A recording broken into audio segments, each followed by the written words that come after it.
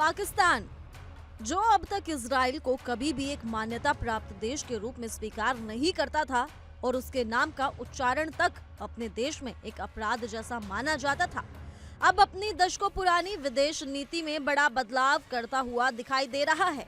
ये बदलाव न केवल पाकिस्तान की कूटनीति के इतिहास में एक अप्रत्याशित मोड़ है, बल्कि पूरे दक्षिण एशिया और मध्य पूर्व की राजनीति पर इसका गहरा असर पड़ सकता है। खुफिया सूत्रों से मिली जानकारी के अनुसार पाकिस्तान के फील्ड मार्शल और सेना प्रमुख जनरल आसिम मुनीर ने हाल ही में इजराइल की खुफिया एजेंसी मोसाद के अधिकारियों से गुप्त रूप से मुलाकात की है। ये मुलाकात पाकिस्तान के इतिहास में पहली बार हुई है जब दोनों देशों के शीर्ष अधिकारी आमने सामने बातचीत में शामिल हुए हों। इस बैठक को पूरी तरह गुप्त रखा गया था और बताया जा रहा है कि इसका आयोजन मिस्र की राजधानी काहिरा में किया गया था। मिल रही रिपोर्ट्स के मुताबिक इस गुप्त मीटिंग में न सिर्फ मोसाद के कई वरिष्ठ अधिकारी मौजूद थे, बल्कि अमेरिकी खुफिया एजेंसी CIA के प्रतिनिधि भी इसमें शामिल हुए। ये बैठक मध्य पूर्व और दक्षिण एशिया की बदलती भू राजनीतिक परिस्थितियों में एक नए दौर की शुरुआत मानी जा रही है। सूत्र बताते हैं कि बैठक का मुख्य एजेंडा गाजा संकट था, जिस पर दुनिया भर के देश अलग अलग दृष्टिकोण रख रहे हैं। सूत्रों के अनुसार इस बातचीत में इजराइल ने पाकिस्तान को एक अभूतपूर्व प्रस्ताव दिया है। इजराइल ने पाकिस्तान को गाजा में लगभग 20,000 सैनिक भेजने की अनुमति दी है, जो इंटरनेशनल स्टेबलाइजेशन फोर्स का हिस्सा होंगे। ये अंतर्राष्ट्रीय बल गाजा में शांति बनाए रखने, पुनर्निर्माण कार्यों में सहयोग देने और हमास के प्रभाव को सीमित करने के लिए गठित किया जा रहा है। पाकिस्तान के अलावा इंडोनेशिया और अजरबैजान जैसे अन्य मुस्लिम देशों को भी इस गठबंधन में शामिल किया गया है। ये फोर्स पश्चिमी और अरब देशों के संयुक्त नेतृत्व में काम करेगी और इसका मकसद युद्ध से तबाह गाजा क्षेत्र में स्थिरता लाना होगा। मोसाद और पाकिस्तान के बीच इस समझौते के तहत ये भी तय किया गया है कि पाकिस्तान की सेना किसी भी प्रत्यक्ष युद्ध या हमले में शामिल नहीं होगी।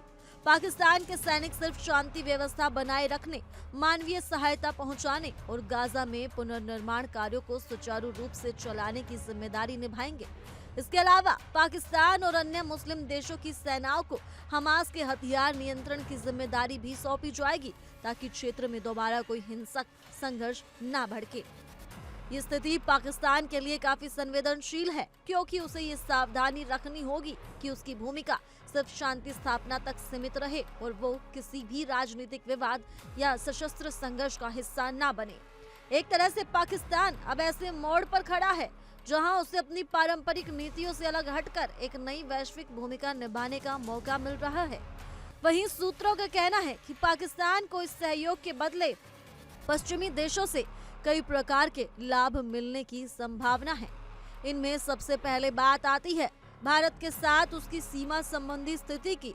इस समझौते के बाद पाकिस्तान को नियंत्रण रेखा पर भारतीय सैन्य दबाव में कुछ हद तक राहत मिल सकती है।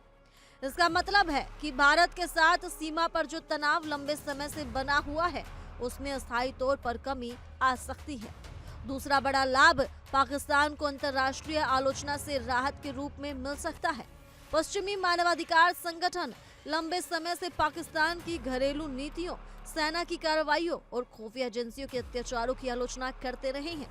लेकिन अगर पाकिस्तान अब गाजा जैसे मानवीय संकट में सहयोग की भूमिका निभाता है, तो पश्चिमी देशों का रवैया उसके प्रति कुछ नर्म हो सकता है।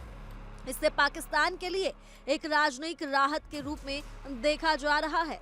वहीं विश्लेषकों का मानना है कि ये समझौता पाकिस्तान के लिए एक तरह का अस्तित्व रक्षा सौदा है।